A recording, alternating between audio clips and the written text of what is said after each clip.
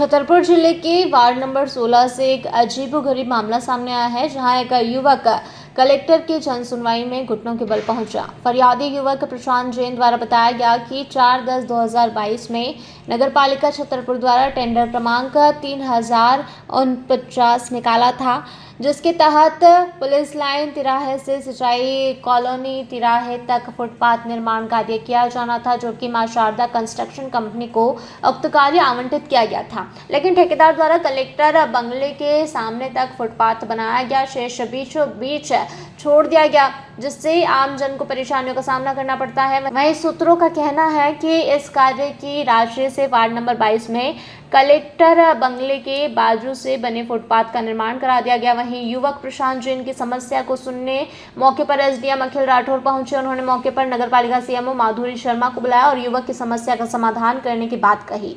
पूरे मामले में नगरपालिका सीएमओ माधुरी शर्मा का कहना है कि उक्त कार्य पूर्ण हो गया, फिर भी शिकायत की जांच पड़ताल कराई जाएगी। उन्होंने कहा कि मुझे इससे पूर्व कोई आवेदन प्राप्त नहीं हुआ, जबकि शिकायतकर्ता प्रशांत जैन मौके पर ही कई पावती दिखा रहे थे। कुल मिलाकर उक्त गंभीर मामले में अब देखना होगा कि जिला प्रशासन और नगरीय प्रशासन क्या कार्रवाई करता है। क्या नाम है आपका? प्रशांत जैन है मेरा नाम। कहाँ से आए हो? मैं पन्ना नाकी से वार्ड नंबर 16 से आया हूँ। आज क्या करके आओ, क्यों आए हो, क्या समस्या? घुटनों के बल क्यों आए हो? मैं घुटनों के बल इसीलिए आया हूँ साहब, मेरी सुनवाई कहीं नहीं हो रही है, तो मैं शायद मैं इतना झुक जाऊँ कि शायद नगर पालिका को कुछ शर्म आ जाए कि वहाँ पे जो फुटपाथ का अधूरा कार्य पड़ा है विगत 2 साल से, वो शायद उसको चालू कर दें। नए नए कार्य चालू किए जा रहे हैं। उसी के आगे सरस्वती माई स्कूल का जो रोड है वहाँ का कार्य चालू हो गया है, और जो पुराने काम है उसकी लीपोपोती करके पता नहीं क्या करना चाहते हैं। कहाँ आपने शिकायत करी है? क्या अभी तक मैं 2 बार नगर पालिका में दे चुका हूँ, ठीक है, और उन्होंने मुझे गुमराह किया है, उसकी जानकारी नहीं दी है कि उसके ऊपर कार्रवाई की है कि नहीं की है।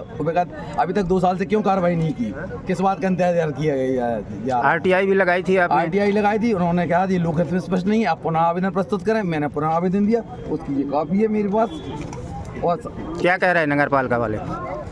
कुछ नहीं कहते, घुमाते रहते हैं। वहाँ सीट पे वो गोकुल प्रजापति जो इंजीनियर वो बैठता नहीं है, कहीं मिलते नहीं है। फिर आज कहाँ पे आओ, क्या करते? आज मैं जिला कलेक्टर साहब के पास आया हूँ कि शायद मेरी कुछ सुनवाई हो जाए। पैदल चलकर कैसे आए हो आज?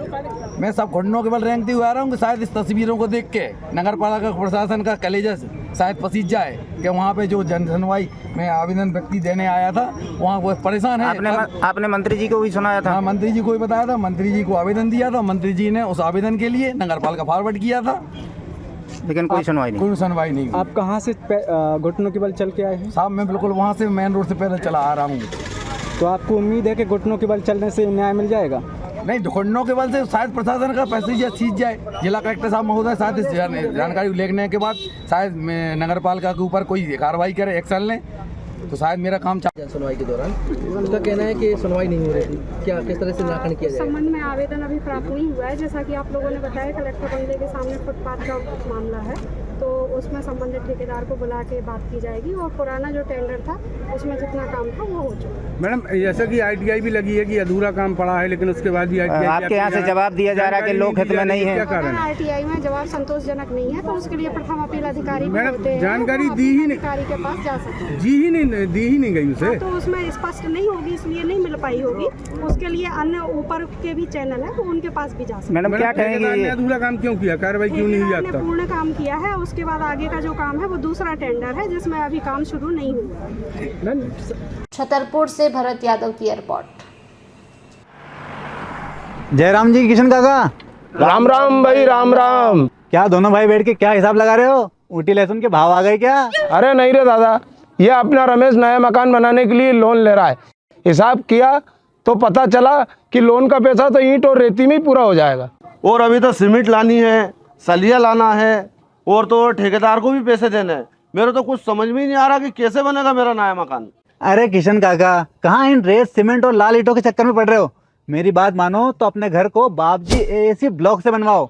इसमें ना सीमेंट और रेत की जरूरत होती है, ना ही तराई करने की झंझट, और लाल ईंटों के मुकाबले आपका मकान काफी तेजी से बनकर तैयार हो जाएगा। इससे आपके पैसे तो बचेंगे ही, साथ ही मजबूती ऐसी कि सालों साल देखने की जरूरत नहीं। और इससे आप अपना मकान ही नहीं, कुएं और खेत की बाउंड्री वॉल भी बनवा सकते हो, जिससे रोजड़ों की समस्या भी खत्म हो जाएगी। वाह भाई, ये तो कमाल की चीज है। फिर तो मैं अपना घर बाबजी ब्लॉक से ही बनवाऊंगा, और मैं अपने खेत की बाउंड्री वाल। ज्यादा जानकारी के लिए स्क्रीन पर दिए गए नंबर पर अभी कॉल करें। बाप जी एएसी ब्लॉक्स, स्टील से मजबूती।